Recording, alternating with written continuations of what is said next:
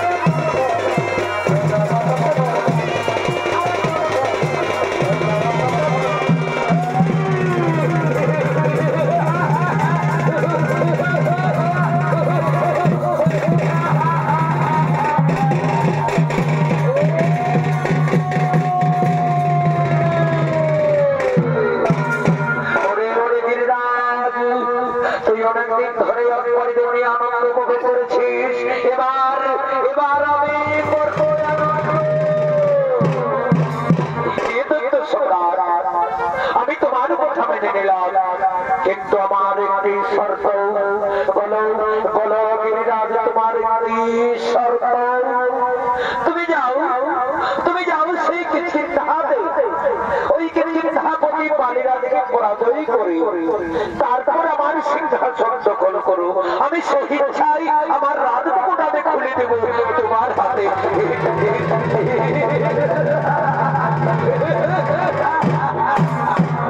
সামান্য বছর সঞ্চরণ বুঝি বাড়ি লাগে পাঠার সময় যে সাগরা ঘিরে করেছে তার কাছে সামান্যই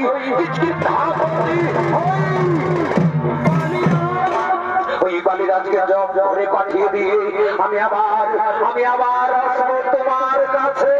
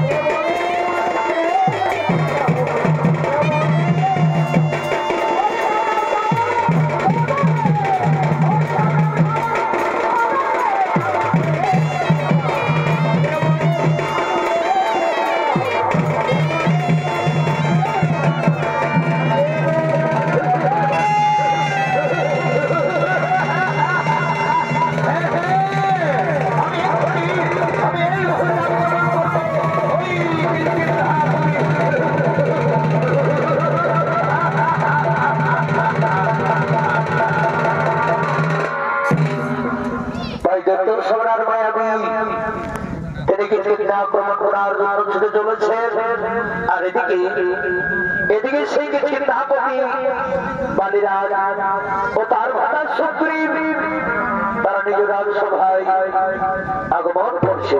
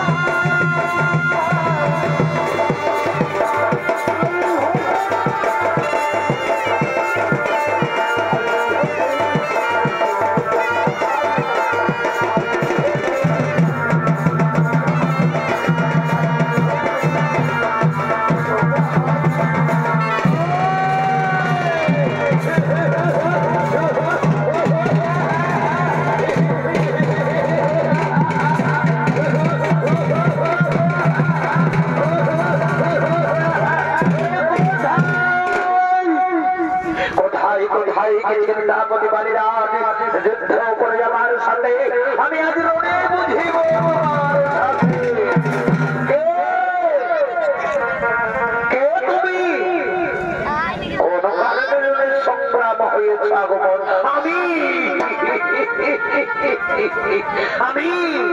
আমি দৈত্য সম্রাট মায়াবী সাগরা পৃথিবী করেছি জয়।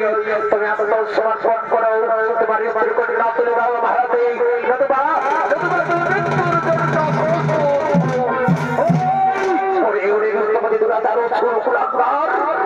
তোর পাপ বাউলের কথা তোর উচ্চারণ করতে তোর একটু জীব কাঁপলো না? তুই জানিস না এই বাড়ি কত শক্তিশালী, কত ভয়ানক? আই আই তাহলে দেখি কে কার জীবন নিয়ে করে খেলা।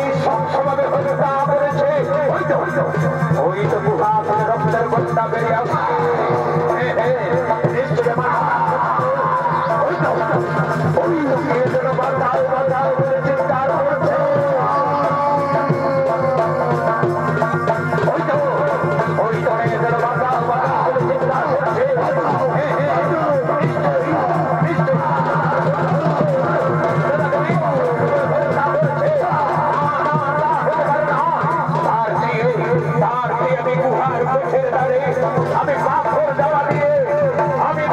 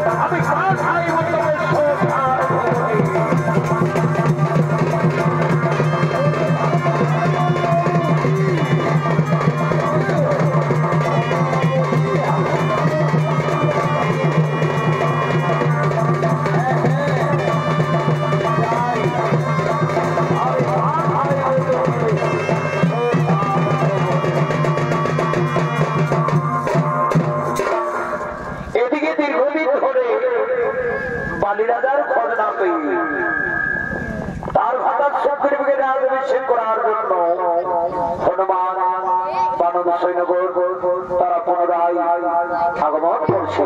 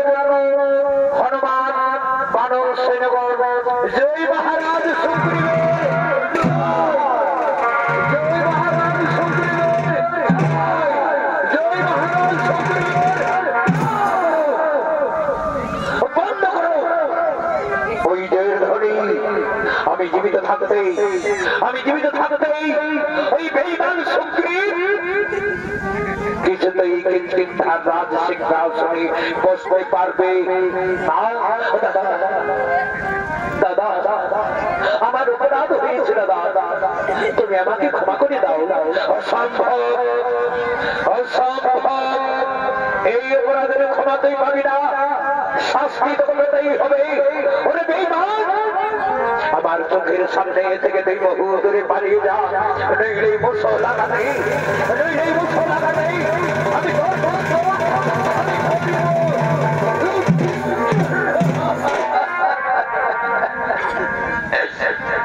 ক্ষমা কর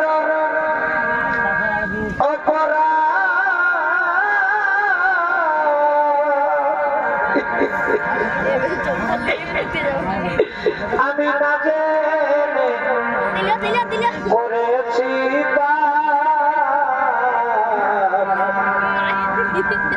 নিজ গুণে কৃপা করে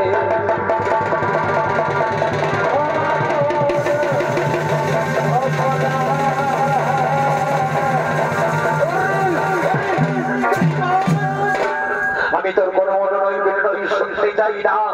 যদি তুই আমার সম্মুখ থেকে বহু দূরে তুই পালিয়ে যা, নইলে নইলে মুখ লাগাতে আমি তোর আমি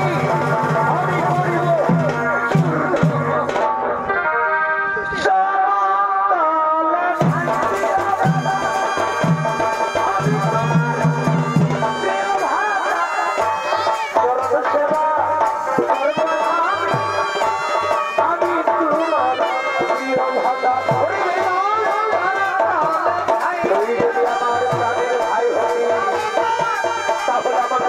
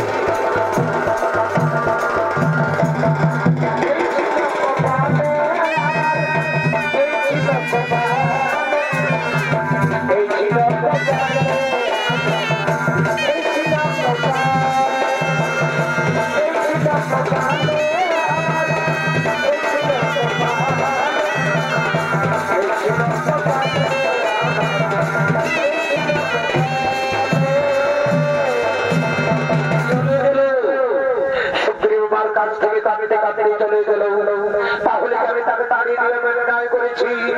না না, আমি কোনো অন্যায় করিনি। আমার প্রতি যে দুর্ব্যবহার করেছে তার প্রতিফল তার পেতেই হবে। আমি ন্যায্য বিচারক, আমি ন্যায্য বিচার করেছি।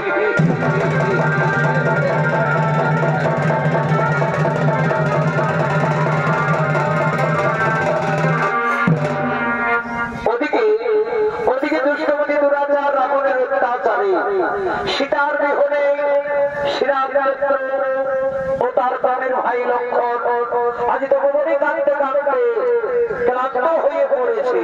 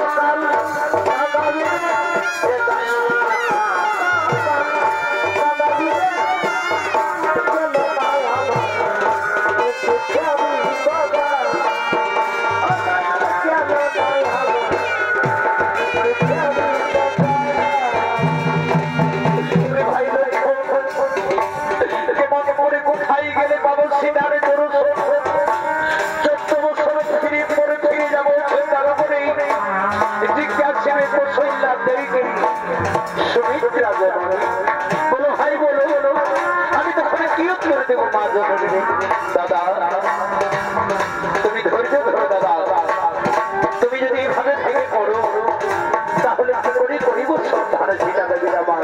ওরে ভাই লক্ষ্মণ, স্বর্ণামে ধরে যাওয়ার সময় আমি যাবার সময় বলেছিলাম তোমায় সীতা থাকবে কুঠিরে, তুমি কুঠির ছেড়ে যেও না কোথাও। সত্যি যদি আমার কথা আজ ঘটিত নয় মনে দুর্দশা দাদা, আমি তো বলতেছি দাদা, তাই কি মসজিদের কথা সরে করে তুমি পাতলা করে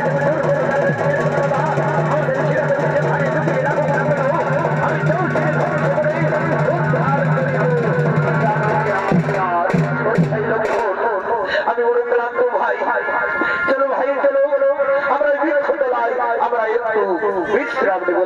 দাদা তাই চলো দাদা, তাই চলো।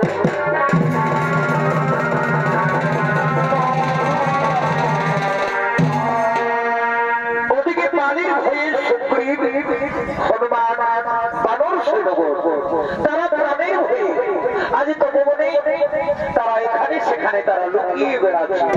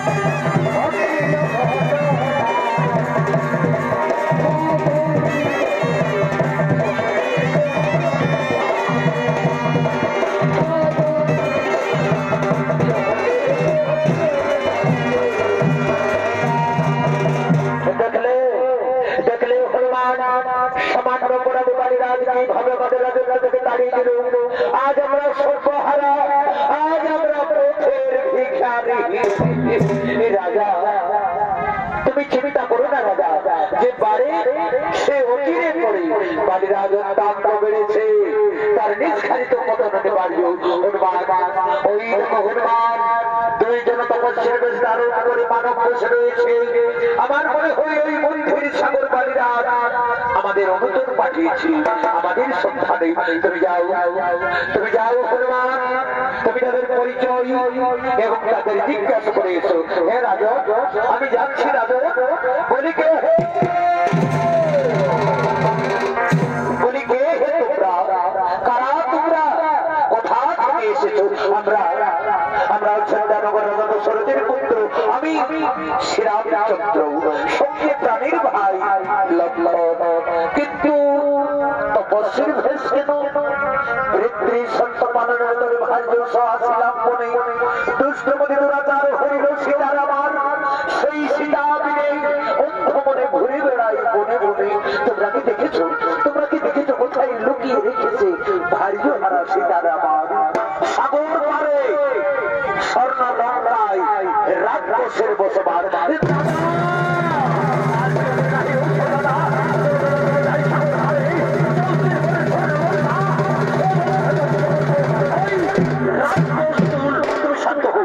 তুমি শান্ত হো ভাই লক্ষণ, তুমি শান্ত হো। বলো বলো বলো বলো হনুমান, কেমন করে সেই লঙ্কা পুরী যাওয়া যায়? আমি মহারাজকে ডেকে দিচ্ছি, তুমি মহারাজের সাথে পরামর্শ করো। আসুন আসুন মহারাজ, তোমার সামনে সর্বজয়ী নররূপে ভগবান শ্রীরামচন্দ্র, তুমি সাক্ষাৎ করো, তুমি তার সাথে তুমি বন্ধুত্ব করো। প্রণাম চরণে দুর্বাদল। আমি হনুমানের মুখে সমস্ত কথা শুনেছি। বলো বলো বলো, এখন আমি কি করি উপায়? আমিও তো তোমার মতো রাজ্য হারা ভার্য হারা। তুমিও বন্ধু রাজ্য হারা ভার্য হারা। শোনো বন্ধু, এক পথের পথে দুজন মরা। তুমি সীতা উদ্ধারের করো সহায়তা, তবু ভাতৃবিচ্ছেদ আমি করিব মোচন। আমি কি ফিরে পাবো আমার স্ত্রী কন্যা পরিজনের? আমি অঙ্গীকার করলাম তোমার পাশে, ওই বালিকে নিধন করে আমি তোমাকে বসাবো কিষ্কিন্ধার ওই রাজ সিংহাসনে।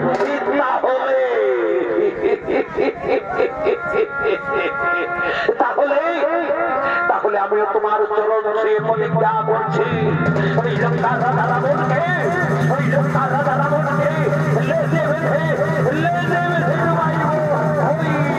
সাগরে। তাহলে আর বিলম্বের নাই অবসর। যাও বালিরাজকে তুমি যুদ্ধ বার্তা জানিয়ে দাও, তুমি তার সঙ্গে করবে মল্ল যুদ্ধ। আমি সেই সময় আমি আমার তীক্ষ্ণ প্রাণ আমি হারিব তার। হে প্রভু, আমি এক্ষুনি বালিরাজকে যুদ্ধ বার্তা জানাই। প্রভু, ওরে বালি, আই আই বালি আই,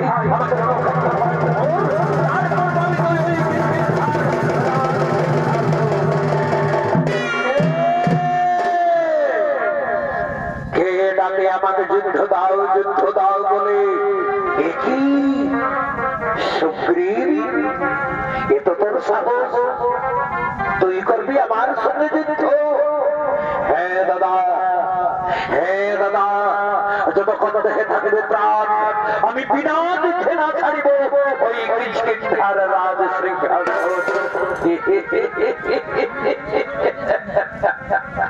এই মরণ তোকে করেছে স্মরণ, এ তোর মতি তাহলে কষ্ট থাও, তাহলে কষ্ট থাও।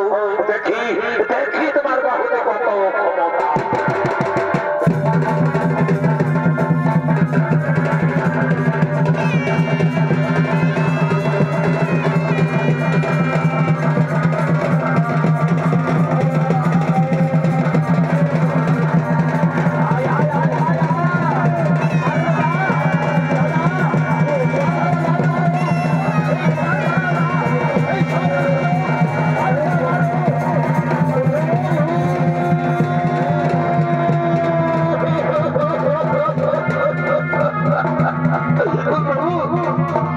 তুমি আমাকে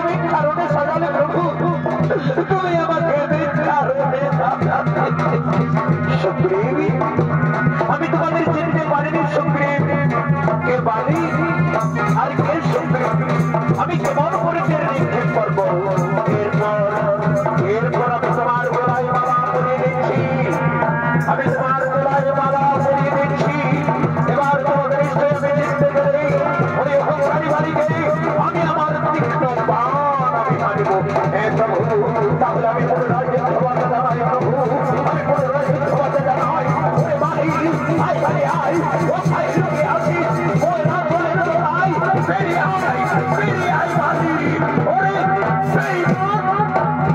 ওরে বেঈমান শুনবি একবার রণক্ষেত্র কাজ করে বললে বলাই হোক এবার তোমার নিস্তার এবার অবশ্যই তোমার বন্ধু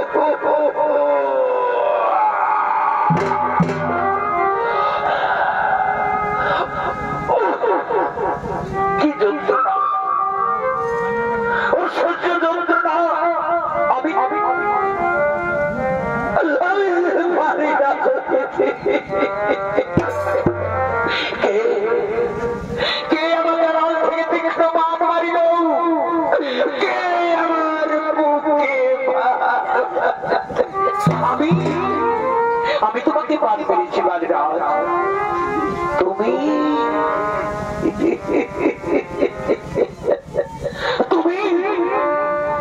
তুমি সেই দশরথের পুত্র শ্রীরামচন্দ্র কি যন্ত্রণা ও সহ্য যন্ত্রণা রাজকুলে জন্ম লইয়া নাহি তব ধর্মকার কোন শাস্ত্রে থেকে তুমি কোন বিধান থেকে তুমি আমাকে তুমি ভীরু কাপুরুষ তাই সম্পর্কে সমরে বুঝলে না চোরের মতো তুমি পান করিলে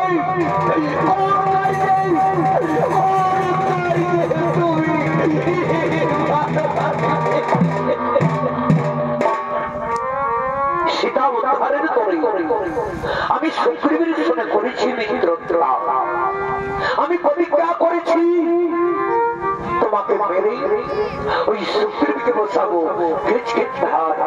রাজ সিংহাসন চমৎকার চমৎকার কথা শোনালে উমরে তুমি চমৎকার কথা শোনালে ওই লঙ্কার রাজা রাবণ হরিল তম জানকী আর তুমি প্রাণে কেড়ে নিলে তুমি আমার কি যন্ত্রণা আমি যে সহ্য করতে পারছি না বনে বনে ভগে বেড়াও মিলে বেঈমান ওই পাপিষ্ঠ সুগ্রীবের সঙ্গে পাপি মিলিত হয়ে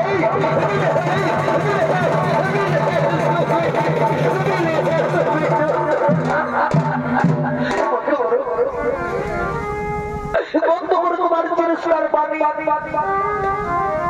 আমি যে পারি না সহিতে সত্যি তোমায় লজ্জা লাগছে রঘুমণি সত্যি তোমায় লজ্জা লাগছে অযোধ্যা রাজা দশরথ ছিল ধর্ম অবতার কিন্তু তার পুত্র হয়েছে তুমি গুণাগুণার কে তোমাকে ধর্মিক বলে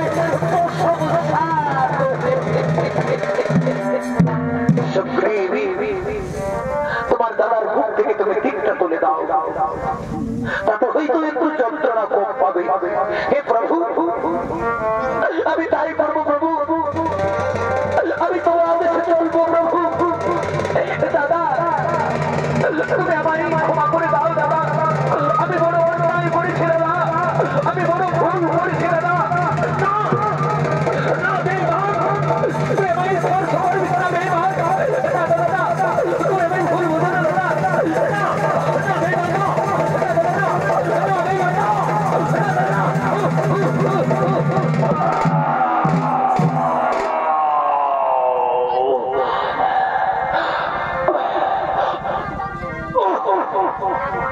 কি যন্ত্রণা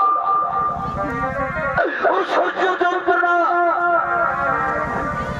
আমি যে পারি না সহিতে আজ আমি বুঝি আমি বুঝি আর প্রাণী বাঁচব না, আমি বুঝি আর প্রাণী কোথায় কোথায় সুশান কন্যা তারা দেবী, তুমি দেখে যাও, তুমি দেখে যাও তারা তোমার বীর শ্রেষ্ঠ স্বামী আজ বীর লড়াই রণভূমিতে পড়ে রয়েছে, তারা তারা প্রাণ যায়, তারা তুমি একবার তুমি আমাদের দেখে যাও, তারা তারা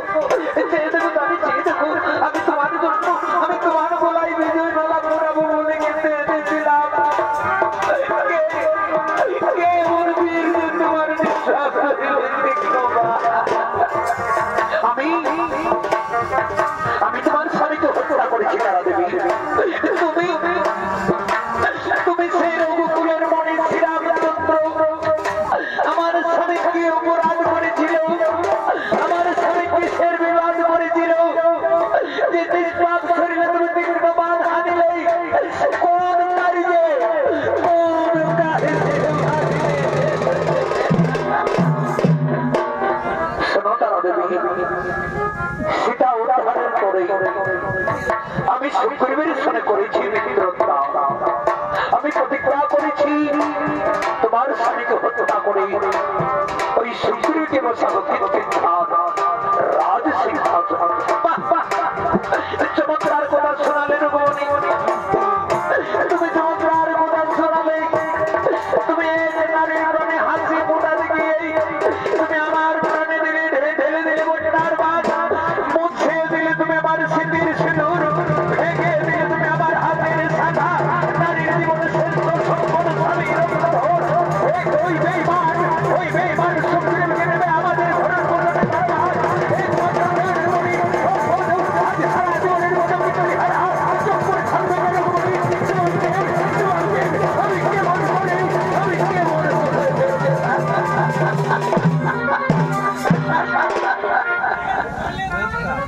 শোনো তারা দেবী, এতে সুগ্রীবের কোন নাহি দোষ, সর্বদোষের দোষী আমি, শাস্তি দিতে হই, তুমি আমাকে শাস্তি দাও, আমি তোমার শাস্তি মাথা পেতে আমি গ্রহণ করে নেব, শাস্তি শাস্তি তোমাকে পেতেই হবে রঘুমণি, আমি তোমায় অভিশাপ দিচ্ছি রঘুমণি, আমি তোমায় অভিশাপ দিচ্ছি, সীতা উদ্ধা দিবে কিন্তু পুরোপুরি সীতা আরো সরে হইবে বিচ্ছেদ করে না, আমি যেমন চোখের জলে হাত আর করে ধরি বাজাচ্ছি, তুমি এই স্ত্রী বিচ্ছেদে ওই সীতার বিচ্ছেদে হাত আর করে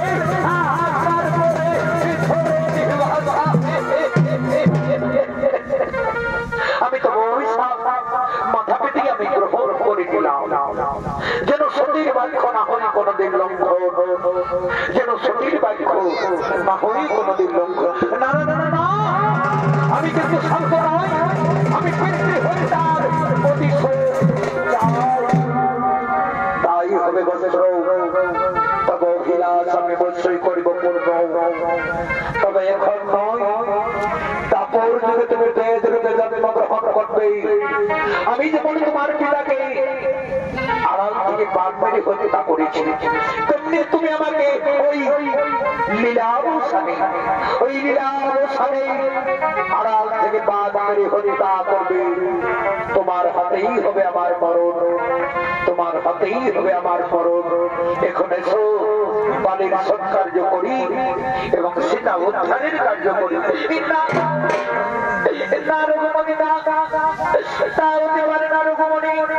আমি কিন্তু এই মানুষ সুখের শুনে আমার স্বামীর সৎকার্য করবো না। আমার একমাত্র নয়নের মনে অঙ্গকে লইয়ে আমি নগরে নগরে দাঁড়িয়ে দাঁড়িয়ে ভিক্ষা করে আমি আমার স্বামীর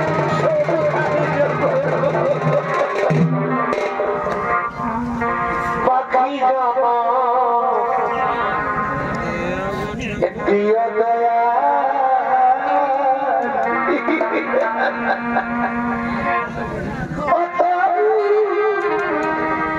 তুমি নারী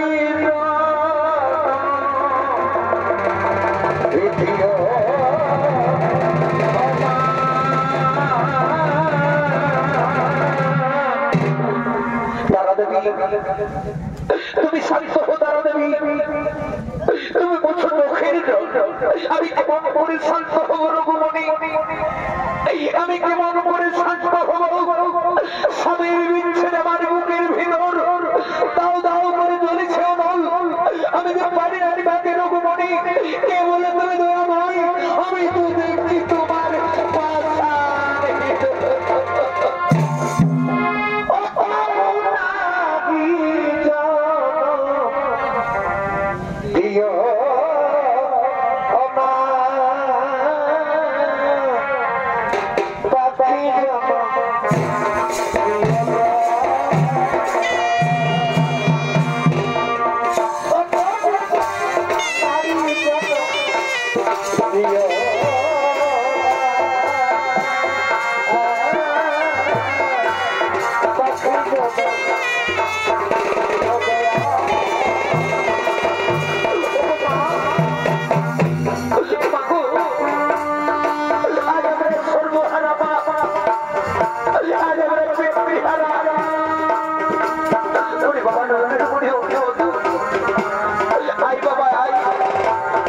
আমরা ওই